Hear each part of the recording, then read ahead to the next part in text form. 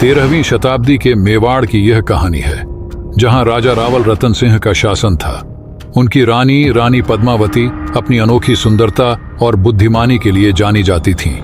उनकी सुंदरता की गूंज दूर दूर तक फैली, यहां तक कि दिल्ली के सुल्तान अलाउद्दीन खिलजी तक भी। खिलजी, जो एक महत्वाकांक्षी और ताकतवर शासक था, पद्मावती की सुंदरता का दीवाना हो गया।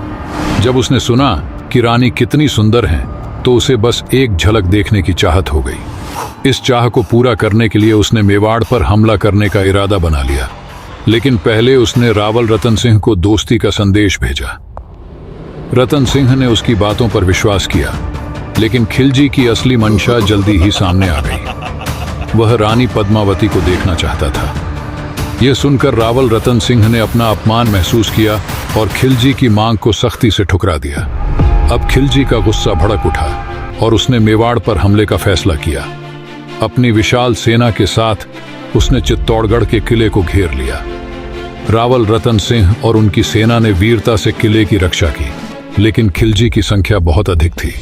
चित्तौड़ की स्थिति गंभीर हो गई। रानी पद्मावती ने अपने सम्मान की रक्षा के लिए एक साहसी निर्णय लिया। उन्होंने और किले की अन्य महिलाओं ने जौहर करने का संकल्प लिया, एक ऐसा कदम जिसमें वे अपनी अस्मिता की रक्षा के लिए खुद को आग में समर्पित कर देती हैं। रानी पद्मावती और अन्य महिलाओं ने अपने आदर्श और साहस के साथ जौहर किया, जो उनके बलिदान की एक अमिट मिसाल बन गया। जब खिलजी किले में प्रवेश करता है, तो उसे वहां सिर्फ राख और खंडहर मिलते हैं।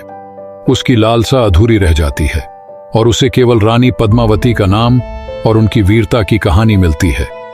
रानी पद्मावती ने न केवल अपने सम्मान की रक्षा की, बल्कि अपने राज्य और संस्कृति को भी एक अदम्य प्रेरणा दी। यह कहानी रानी पद्मावती के साहस, आत्मसम्मान और बलिदान की है। उनका नाम इतिहास में एक ऐसी मिसाल बन गया जो यह सिखाती है कि अपनी गरिमा के लिए किसी भी हद तक जाना एक सच्चे योद्धा का गुण है।